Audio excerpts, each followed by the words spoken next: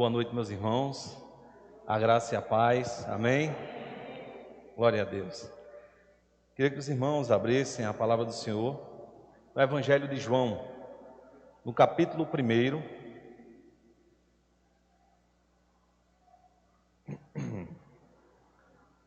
Nós vamos ler a partir do verso 1 até o verso 9, irmãos.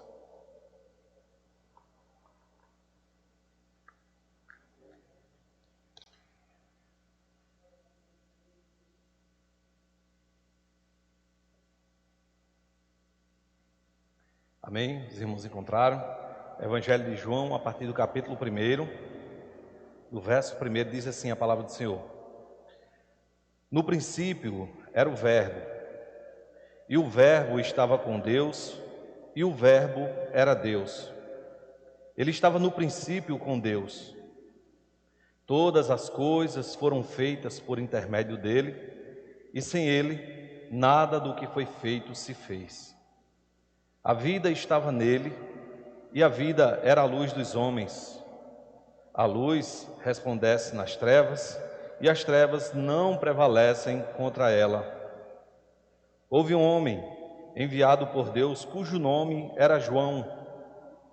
Este veio como testemunha, para que testificasse a respeito da luz, a fim de todos virem a crer por intermédio dele. Ele não era a luz, mas veio para que testificasse da luz, a saber, a verdadeira luz, que vinda ao mundo ilumina a todo homem. Amém? Vamos orar, irmãos. Senhor amado, mais uma vez te rendemos graças pela tua graça, pela tua misericórdia, pela oportunidade, Senhor, de estarmos mais uma vez na tua casa, de estarmos juntos, meu Deus, que coisa maravilhosa. Receba a nossa gratidão por todos os feitos, e sabemos que tu és Deus e tem controle sobre todas as coisas. Por isso estamos seguros em saber que estamos na mão de um Deus que criou e tem domínio sobre tudo. Então rendemos graças a ti, Pai, e descansamos em ti, pois sabemos que tua soberania, a tua misericórdia, o teu amor tem vindo de forma abundante sobre tua igreja, sobre o teu povo, e nós descansamos em ti, te agradecemos por esta oportunidade e pelas demais que o Senhor sempre tem nos concedido, de estarmos juntos em tua casa, que venhamos sentir sempre o teu amor, o desejo de vir à tua casa, o desejo de glorificar o teu nome, o desejo de te honrar. E te pedimos, meu Deus, que o Senhor fale através da minha vida nessa noite, pois é o desejo, Senhor, do nosso coração sair daqui e ouvir a tua voz, saber que o Senhor falou e saber que tu estás, meu Deus, sempre tendo algo a comunicar conosco. Te agradecemos pela tua misericórdia e bondade, no nome santo de Jesus. Amém. Bem, irmãos, esse é um texto maravilhoso, né? Do Evangelho de João, um evangelho que nós, particularmente, é um dos que eu mais gosto e aprecio, porque ele fala muito ao meu coração, quando ele fala mais da pessoa de Jesus, não apenas daquele que faz milagre, né, e de outras coisas que a gente vê caracteristicamente mais dentro dos outros evangelhos. Aqui João nos traz um conhecimento mais pessoal da pessoa de Jesus. E quando João escreve esse evangelho ele tem o intuito de fazer com que as pessoas cresçam que Jesus é o Filho de Deus. Talvez isso para nós seja assim algo até, né, que seja mais comum de ouvir. Mas naquele instante que João escreveu, certamente a igreja estava sendo mais uma vez bombardeada por tantas heresias. Heresias essas que não pararam de vir com o tempo e que nós sabemos que ainda existe tantas e tantas pessoas levando heresias às pessoas como se fosse Deus, como se fosse a palavra de Deus falando com elas. os outros apóstolos já tinham combatido algumas heresias, a exemplo do apóstolo Paulo, que com suas cartas combateu algumas heresias, o meio-irmão de Jesus, Judas, o escritor aos Hebreus, o apóstolo Pedro, e João agora escreve essa carta, aonde se levantavam heresias, dizendo que Jesus não era o Cristo, dizendo que Jesus não era Deus. João escreve essa carta por volta de 80, 85 depois de Cristo, ou seja, após o nascimento de Cristo. Então, era mais ou menos 50 anos após a morte e ressurreição de Jesus. Tempo suficiente para infiltrar muitas pessoas, muitos judaizantes, muitos outros gentios que tinham outras religiões antes do cristianismo, e a gente percebe que quando uma pessoa chega na igreja, ela geralmente traz uma bagagem, daquilo que ela aprendeu na sua infância, daquilo que ela absorveu com o tempo, e algumas vezes elas começam a pegar aquilo que ela aprendeu, com o mundo, ou com algumas explicações que as pessoas têm acerca de Deus, que está fora da palavra, e tenta aplicar isso como se fosse a palavra. Então, João, ele vem trazer essa carta com o intuito de esclarecer isso, de que Jesus é o Filho de Deus. E é maravilhoso quando nós olhamos para esse texto, irmãos, porque isso chocou realmente o povo judeu. Porque João, Deus, através da vida de João, ele lança luz a um texto o qual Moisés já tinha escrito, e que o povo de Deus, o povo judeu, eles acreditavam piamente que os escritos de Moisés eram inspirados por Deus, da mesma maneira que nós cremos.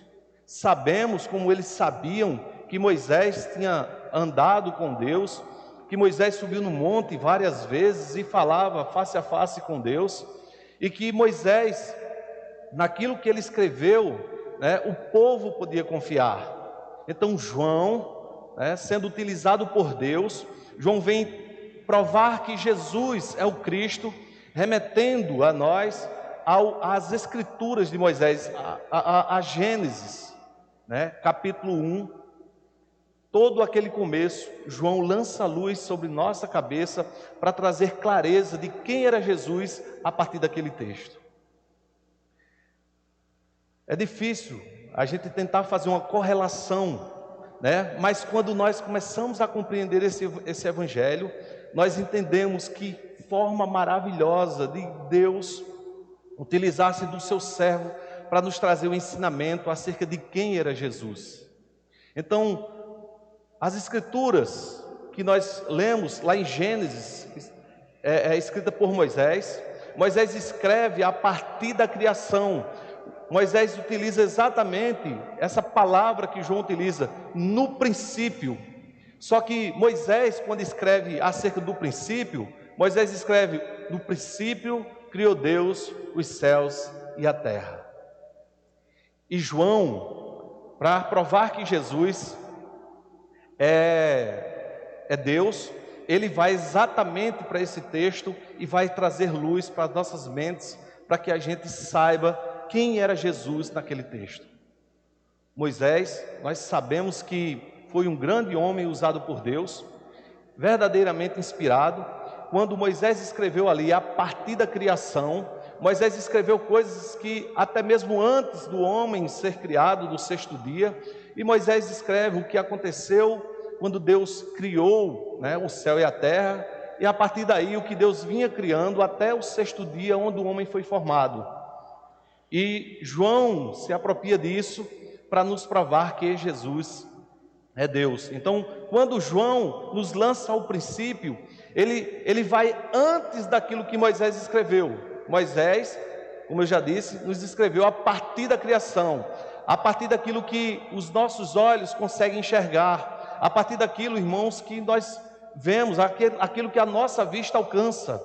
Só que quando João escreve, ele nos leva para um princípio antes daquilo que foi criado. Então, João diz o seguinte: no princípio era o Verbo. Ele aplica a palavra no grego a Jesus como o Logos.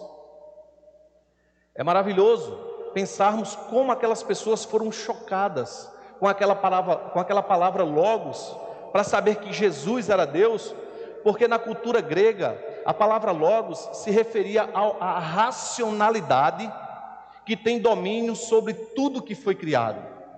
Então, a palavra Logos, certamente, irmãos, ela não vai definir Deus, porque não existe nenhuma palavra que possa definir Deus. Por mais que a gente tente juntar muitas outras palavras, dentro das nossas limitações, nós não vamos conseguir definir a pessoa de Deus, porque Deus é muito maior do que o que nós possamos imaginar ou pensar. Mas quando João, ele diz que no princípio era o Logos, ele estava dizendo daquele momento que havia apenas Deus, antes de todas as coisas serem criadas.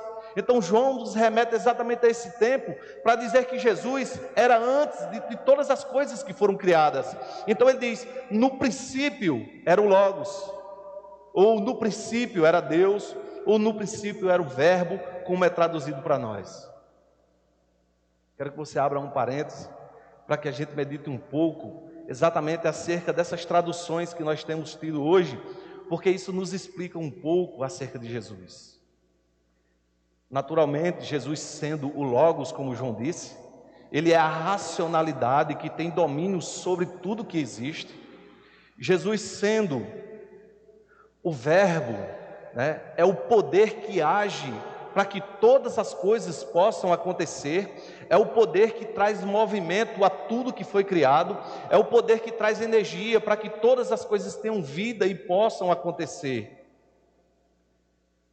Outra tradução, algumas Bíblias mais recentes, ela diz, aquele que é a palavra já existia desde o princípio. Ela traduz Jesus como a palavra, e é maravilhoso, irmãos, nós termos a compreensão, a tradução de Jesus como a palavra, porque ela se refere à palavra que foi falada por Deus, a palavra de poder para criar todas as coisas.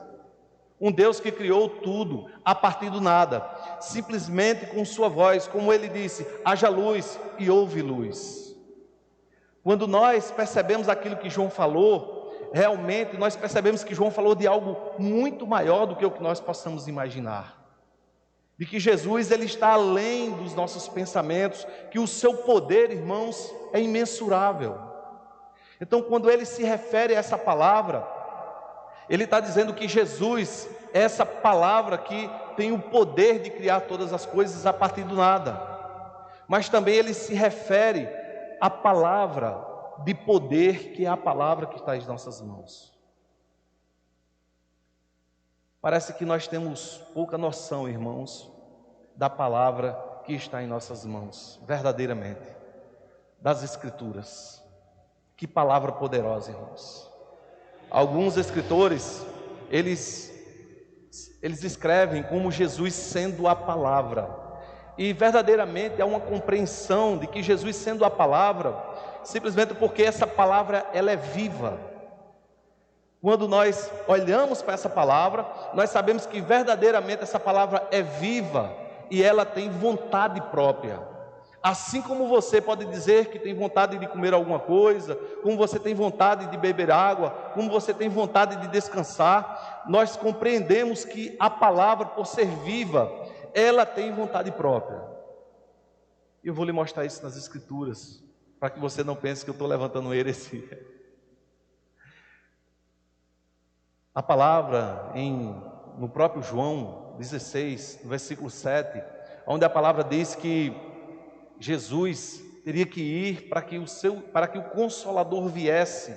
Nós compreendemos que o Consolador, irmãos, o Espírito de Deus, ele vem para trabalhar nos nossos corações, para convencer o homem do pecado, da justiça e do juízo.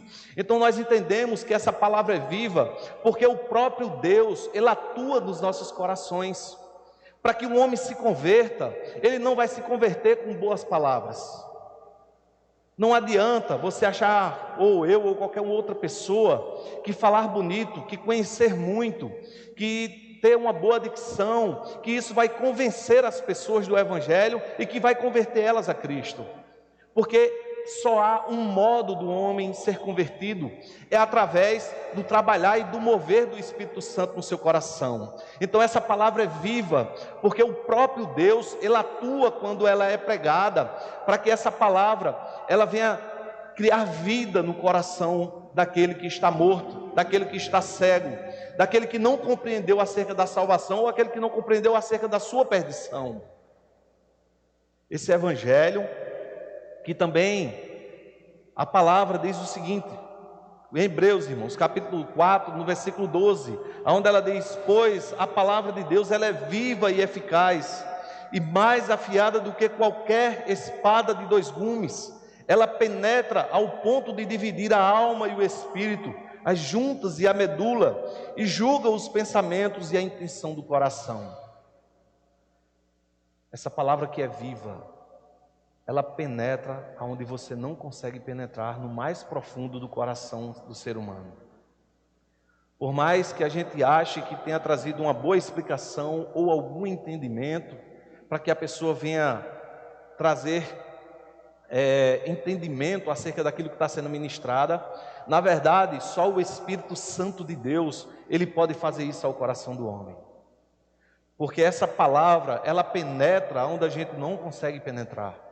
Ela vai, quando ele diz que ela faz todas essas divisões, irmãos, exatamente ela coloca o homem no seu lugar, ela coloca os seus pecados exatamente diante do seu rosto, ela coloca a sua condenação exatamente diante dele, e também coloca a salvação e o amor de Deus diante dos seus olhos, de modo que ele corre para o Senhor com muito amor e sendo grato. Essa palavra, ela também, irmãos, sempre prosperará naquilo para que ela foi designada. Eu estou lendo alguns textos, irmãos, estou dando um passeio aqui pela Bíblia, não precisa você abrir esses textos, tá? Porque eu já estou com ele aqui e eu vou direto para o texto. Como eu estava dizendo, ela sempre prosperará naquilo que ela foi designada. Não pense que você, levando uma palavra, pregando a palavra, foi uma palavra desperdiçada. Se você ora, se você medita, se você busca ao Senhor, se você tem amor pelos perdidos, se você prega o Evangelho, você está fazendo o maior bem que você pode fazer para uma pessoa. Porque esse é o seu papel, esse é o seu dever, como esse é o meu dever. E aquilo que Deus vai fazer, conforme a vontade dEle, será feito, irmãos. Porque essa palavra, ela não voltará vazia, independente de que você diga: eu anunciei o Evangelho, eu preguei o Evangelho, há tantos anos minha família escuta acerca do Evangelho, e ninguém se converteu até hoje. Irmãos, quem convence o homem, como eu já disse, do pecado, da justiça e do juízo, é o próprio Espírito Santo de Deus. Mas a palavra que você pregou, ela não voltará vazia, porque Deus vai fazer com que ela prospere naquilo que Ele quis. Conforme diz Isaías 55, do versículo 8 ao 11, vou ler apenas o 11, irmãos, onde ele diz: assim será a palavra que sair da minha boca, não voltará para mim vazia, mas fará o que me apraz e prosperará naquilo para que a designei. Então nós estamos diante de uma palavra que verdadeiramente ela é viva, que verdadeiramente ela trabalha no coração do homem e que ela prospera. Prospera exatamente naquilo que Deus falou. Não é à toa que quando você prega um evangelho que incomoda algumas pessoas, não é à toa que algumas pessoas às vezes têm um desejo de apagar as escrituras ou de fazer com que as escrituras não sejam anunciadas. Porque existem pessoas que elas vivem ao seu próprio modo, mas se você for olhar ou ouvir algumas pessoas, elas odeiam o Evangelho. Porque sempre que o Evangelho é pregado, certamente aquilo arde por dentro, aquilo incomoda o seu coração, aquilo traz luz a algo que ele quer deixar nas trevas, aquilo que ele quer deixar nas escuras. Então nós compreendemos que esse ódio ao Evangelho é porque o homem pecador não aceita, né, a luz que o Evangelho lança sobre seu coração, sobre sua vida. Então nós podemos dizer que isso não é dado a simplesmente falar da nossa vida, mas a palavra de Deus que tem poder, a palavra de Deus que através do Espírito Santo ele tem esse trabalho. É maravilhoso também entender, irmãos, que essa palavra ela não muda. E ela não muda primeiramente porque o nosso Deus, ele não muda. Malaquias, no capítulo 3, versículo 6, o Senhor diz que Ele é o mesmo ontem, hoje e eternamente, e Ele não mudará. Os planos de Deus, irmãos, sempre foi o mesmo. Quando a palavra do Senhor, ela diz que Ele escreveu o nosso nome no livro da vida, antes da fundação do mundo, é porque mesmo antes da fundação do mundo, já existia um plano da salvação, e ali já estava designado que o próprio Cristo iria morrer, como foi pregado ali pelo próprio Deus, acerca de que viria um nascido de mulher que morreria. E já faz mais ou menos 2000 anos que Jesus veio, morreu e ressuscitou, e entre Jesus e Adão faz mais ou menos 8000 anos, aonde a gente percebe que essa palavra ela não mudou. Então Jesus, ele foi aquele que foi anunciado que viria, e 8000 anos depois se cumpriu. Por quê? Porque o próprio Deus não mudou. Os seus planos de salvação não são diferentes, é o mesmo. A palavra é a mesma. Os homens mudam, os tempos passam, as pessoas se modernizam, elas querem servir a Deus ao seu próprio modo. Mas, irmãos, Deus não muda. Deus é o mesmo. Ele não vai trabalhar fora da sua palavra, porque é essa palavra que Ele trouxe para a nossa salvação. E é essa palavra que precisa ser anunciada aos homens. Então, podemos dizer, irmãos, que ela é a verdade. A gente, quando fala com as pessoas e diz que o Evangelho é a verdade, eu acredito que você já experimentou isso, elas não negam que o Evangelho é a verdade. Elas não dizem, né, que o Evangelho é uma farsa ou que não acreditam. Às vezes a gente até escuta pessoas dizem que acreditam em parte de uma palavra ou outra, e que outras não tanto, mas você não vê elas dizerem que o Evangelho é uma mentira. Mas quando você passa a olhar para a sua vida, elas vivem como se não crescem no Evangelho. E o pior, irmãos, só são apenas os de fora da igreja. Muitos da igreja, eles vivem como se não conhecessem o Evangelho. Eles vivem como se o Evangelho, como se a palavra de Deus não fosse a sua regra de fé. Eles vivem como que o fato de vir à igreja simplesmente é necessário para tudo, só isso e nada mais. Não se importam com as outras obediências ou com a questão de se manter fiel àquilo que as Escrituras pedem para a sua vida. Então, quando João fala no próprio Evangelho de João 17, a palavra diz o seguinte: santifica-os na verdade, a tua palavra é a verdade.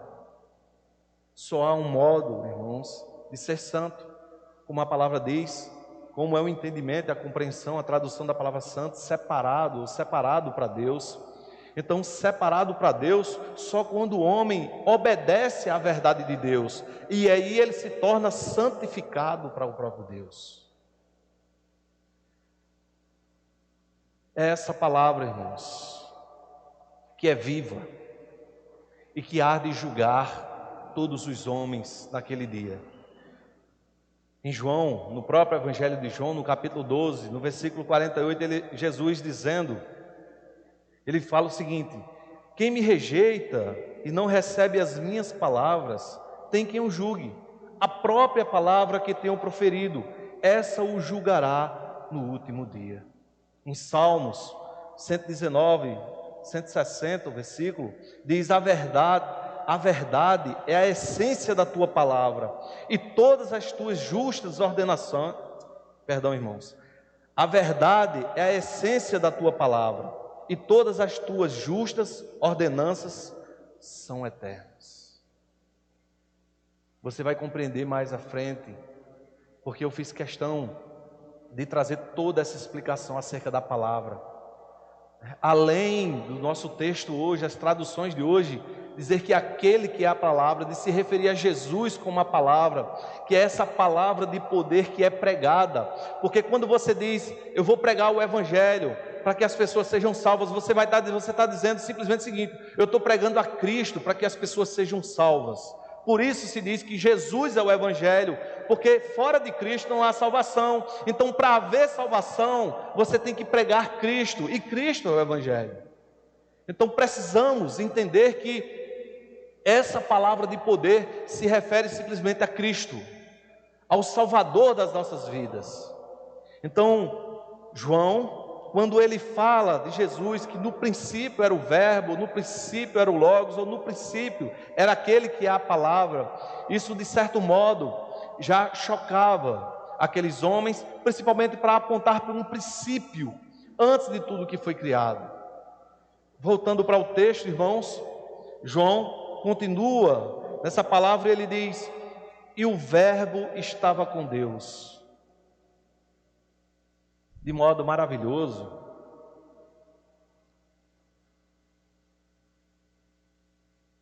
João aponta para Jesus antes da criação, e agora João, ele traz luz, a esse texto, dizendo que o verbo, ou seja, Jesus, estava com Deus naquele princípio. Isso aqui, irmãos, é um princípio daquilo que nós compreendemos acerca da Trindade também. Quando João escreve esse evangelho, o derramamento do Espírito Santo através do Pentecostes já tinha acontecido, após a ressurreição de Cristo, alguns dias após a ressurreição de Cristo. O batismo com o Espírito Santo já tinha sido feito para o povo judeu, como também para os gentios, e o povo não tinha mais dúvidas de que o Espírito Santo de Deus atuava no coração dos homens, que o Espírito Santo de Deus trabalhava através da vida deles, operando maravilhas.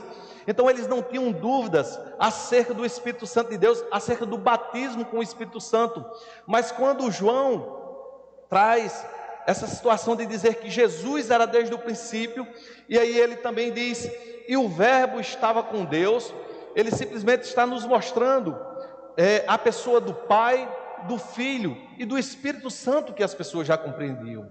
O que João está nos mostrando é que Jesus era antes da criação, mas que Jesus era distinto do Pai.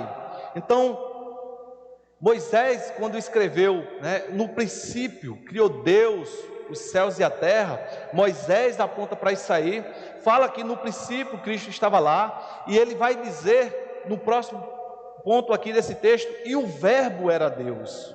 Ele vai se referir a dizer que o verbo era Deus, para que não houvesse uma compreensão de que Jesus estava lá no princípio com Deus, mas que Jesus foi alguém que foi criado por Deus. Então João, ele diz, e o verbo era Deus. Uma vez que ele vai dizer que Jesus era Deus, então ele está dizendo que Jesus não foi criado. Isso já traz a compreensão da subsistência de Deus, através do Filho sendo o Pai sendo o Filho sendo o Espírito sendo o Pai, os três subsistindo em um só, irmãos. É um pouco difícil de compreender isso, mas é maravilhoso quando nós olhamos para esse texto, que é algo tão profundo, tão grandioso. E João continua ainda lançando luz, sobre nossa mente, quando ele diz, ele estava no princípio com Deus, simplesmente firmando exatamente isso, de que Jesus estava lá no princípio, e que ele não foi criado, ele era Deus. Esses dois versículos, ele traz exatamente a relação entre Jesus e Deus. Ele traz essa explicação de João através dessa relação entre Cristo e o Pai. E agora, irmãos, a partir do versículo 3, ainda lançando luz sobre o livro, sobre Gênesis, sobre o capítulo lá, do versículo 1 de Gênesis, onde ele diz, no princípio criou Deus os céus e a terra. Agora ele lança luz sobre aquilo que foi criado. E aí ele vai falar de Jesus e a relação sobre tudo aquilo que foi criado, porque o povo judeu entendia naturalmente que Deus criou todas as coisas. No princípio criou Deus os céus e a terra. E aí então João vem trazer luz a quem era Jesus na criação. E ele diz: e todas as coisas foram feitas por intermédio dele, e sem ele nada do que foi feito se fez. Que maravilha, irmãos, compreender que Jesus era aquele que estava lá no princípio, de que você é obra de suas mãos, de que você é obra da criação do próprio Cristo, como você é obra da criação do Pai, como você é obra da criação através do Espírito Santo de Deus. João traz luz a esse entendimento, e certamente isso chocava, porque as pessoas agora iriam compreender que naquele princípio onde Jesus estava, quando ele disse que tudo foi feito por intermédio, é até engraçado ver essa palavra intermédio com alguém que está apenas intermediando, mas é o sistema da gente entender. Ele cria, ele faz, é o Pai que cria, é Ele que faz, e esse poder que está entre eles, é uma maneira de dizer que havia um relacionamento dos três, da Trindade, da pessoa do Pai, do Filho e do Espírito Santo, para criar tudo aquilo que estamos aqui, tudo aquilo que nós temos visto, tudo aquilo, irmãos, que os nossos olhos conseguem alcançar. Quando eu olho para esse texto, dizendo: Senhor, Tu és muito mais do que o que nós possamos imaginar. Tu és acima de tudo aquilo que a nossa mente finita pode falar a Teu respeito. Como Jesus é grandioso, irmãos. A gente pensar na pessoa de Cristo que veio na terra, né? Nasceu de uma mulher, foi ali amamentado por essa mulher, cresceu como qualquer uma outra criança, andou a pé pelas ruas, sujando seus pés de barro, tendo que tomar banho por causa do suor do seu corpo, tendo necessidade de comida. Que Deus maravilhoso que se fez homem habitou entre nós, porque o plano do próprio Deus era que Ele viesse e sofresse como um homem para nos trazer a salvação. E quando nós olhamos para esse Deus todo-poderoso, que amor, irmãos, tão grande é esse, para que Ele passasse por tudo isso, sendo tudo isso que Ele é, ou sendo muito mais do que o que nós possamos imaginar nesse momento. Então o texto, ele traz luz acerca de que Jesus é o Criador, e de que Jesus, naquele texto, lá no comecinho, quando Moisés pregou, era Cristo que estava lá. No versículo 4, a palavra diz: e a vida estava nele, e a vida era a luz dos homens. Irmãos, hoje já não se usa mais tanto, né, essa expressão, pelo menos eu não tenho escutado mais. Quando uma criança nascia, né, as pessoas diziam: fulana deu à luz. Verdadeiramente era a forma que a gente compreendia, né, de que aquela criança nasceu. E o ato, né, de dar à luz, a gente entendia que uma criança veio ao mundo, de que seus olhos se abriram, e que agora aquela criança tinha vida para viver fora daquele corpo. Então, quando a palavra do Senhor, ela diz: e a vida estava nele, e a vida era a luz dos homens, é exatamente esse entendimento. A vida está em Cristo. O verbo que faz com que as coisas se movam, que faz com que é o poder para que as coisas aconteçam, é o poder que traz energia para tudo aquilo que foi criado, para que possa se mover e acontecer, é a vida que Cristo concedeu a todos nós. Você não pode ter vida sem Cristo. Por mais que um homem esteja perambulando sobre a terra, sem compreender quem é o Salvador, ele ainda está de pé simplesmente porque o Senhor concedeu que ele vivesse. E o Senhor concedeu essa energia para que ele se mantesse vivo, ainda andando, como qualquer um de nós. Então o que essa palavra está dizendo é que Cristo é a vida dos homens, porque sem Ele não há vida. Uma planta que você olhar, simplesmente é um ato do próprio Deus. Às vezes eu me pego olhando para algumas coisas assim, irmãos, e eu fico imaginando, eu não consigo ir tão profundo com minhas limitações naturalmente, e eu olho para uma formiga, sabe? Tão fininha, tão magrinha ali. Digo, meu Deus, nós precisamos de um coração que bombeie o sangue, nós precisamos de tantas coisas dentro de nós. E essa formiga, o que tem dentro dela? O que faz a energia para que ela se mova? Ela se alimenta, né? E como esse alimento faz, o que acontece dentro do seu corpo? E você imaginar que algo tão pequeno, tão micro, pode se alimentar e pode viver como qualquer um ser vivo. Olha para uma planta, criando aquela casca tão grossa, mas dentro dela as coisas se multiplicando, as coisas acontecendo, ela engrossando, ela crescendo. E aí você olha e saber que o dom da vida está nas mãos desse Criador. Que poder tão grande e maravilhoso, irmãos. Que luz é essa que mantém a nossa vida? Que algo tão grandioso é esse? Então, quando essa palavra diz que a vida estava nele, e a vida era a luz dos homens, João estava dizendo para aquelas pessoas: por mais que vocês ainda não estejam reconhecendo quem é Cristo, vocês estão vivos porque Ele deu vida a vocês. Vocês estão de pé porque Ele está mantendo vocês de pé. Porque Ele é a vida dos homens. Ele é a luz dos homens. E no versículo seguinte, no versículo 5, ele traz essa luz, esses 2 versículos, eles nos remetem exatamente, né, a algo que aconteceu entre as primeiras criações, onde no versículo 3, onde Deus diz o seguinte: e haja luz, e houve luz. E João, trabalhando esse texto, ele trouxe essa palavra de luz para entender que é esse poder que trouxe vida a todos nós, é esse poder que trouxe vida ao homem, mas é esse poder de luz que agora ele faz uma diferença entre as trevas e a luz. E ele diz no versículo 5: a luz resplandece nas trevas, e as trevas não prevalecem contra ela. É fácil de compreender acerca de que as trevas não podem prevalecer contra a luz.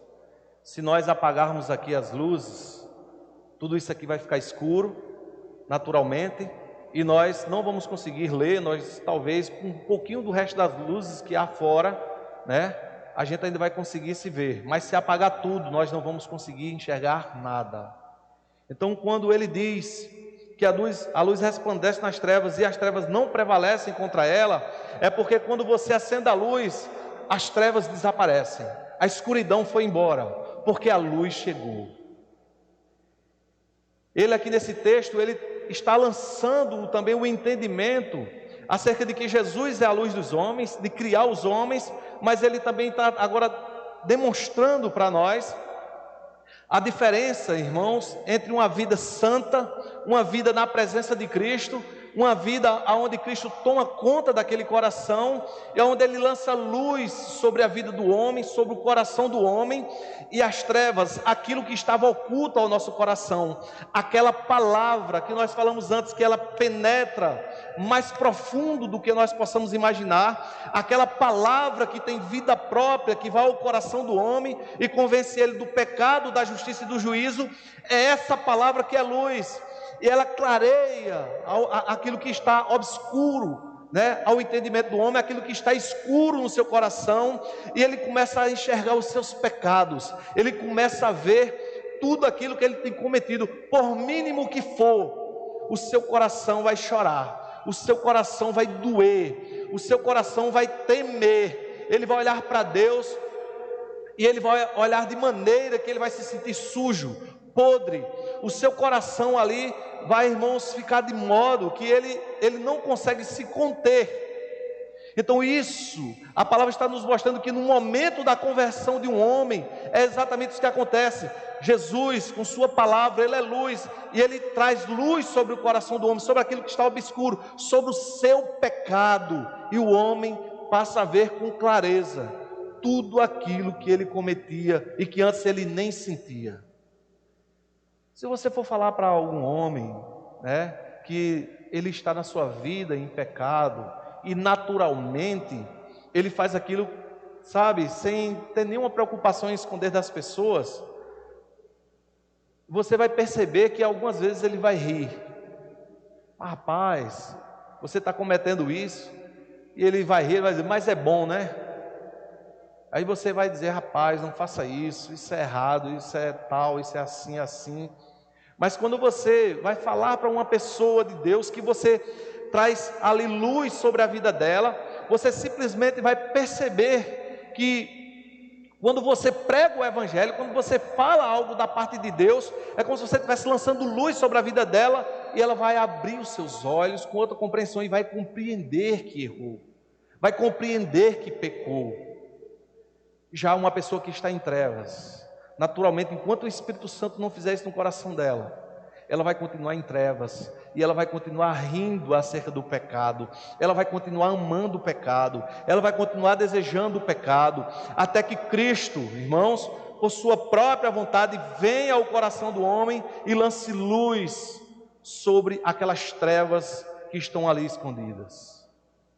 Seria bem difícil, né, a gente imaginar a vida, ela sendo passada, assim, sendo mostrada, né, de maneira clara aos olhos de todo mundo.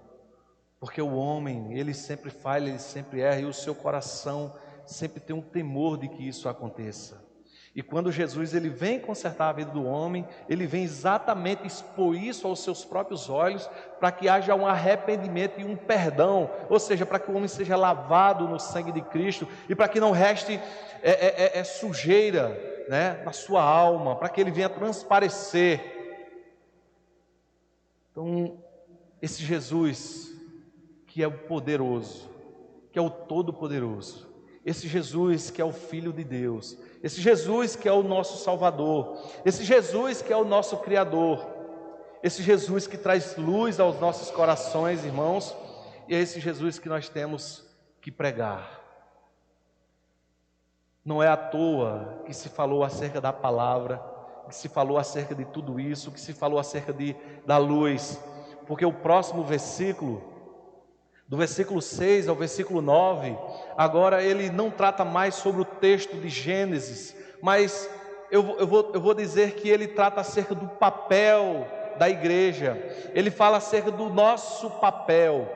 Ele diz assim, vamos ler o texto assim como ele é, ele diz assim, no versículo 6, houve um homem enviado por Deus, cujo nome era João. Este veio como testemunha, para que testificasse a respeito da luz, a fim de todos virem a crer por intermédio dele. Ele não era a luz, mas veio para que testificasse da luz, a saber, a verdadeira luz que, vinda ao mundo, ilumina a todo homem.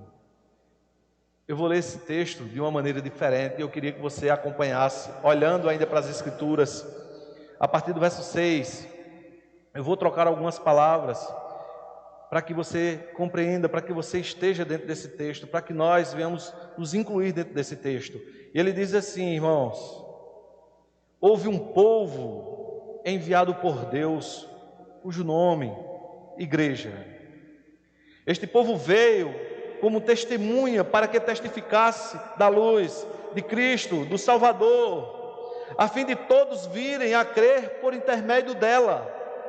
Ela, a igreja, não era a luz, não é a luz, mas veio para testificar da luz de Cristo, do Salvador, a saber, a verdadeira luz que, vinda ao mundo, ilumina a todo homem. É maravilhoso nós pensarmos acerca de que o Senhor nos concedeu um papel tão grandioso, irmãos. Falar acerca desse Cristo que nós vimos que criou todas as coisas, que veio de uma forma tão simples e morreu por nós. Essa palavra que tem poder, essa palavra que tem vida, essa palavra que pode salvar ao perdido.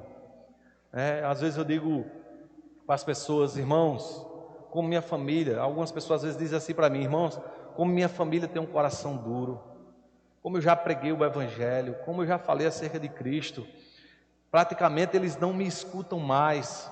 E eu digo para eles, continue, meu querido.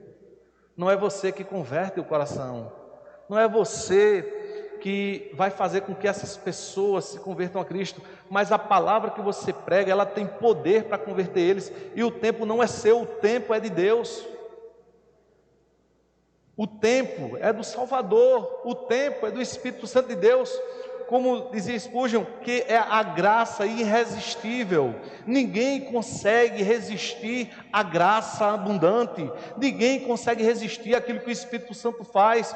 Quando a palavra nos diz que Ele veio nos convencer, ela está dizendo que Ele veio mudar a nossa decisão. Ele veio mudar o nosso entendimento. É isso que eu digo para as pessoas.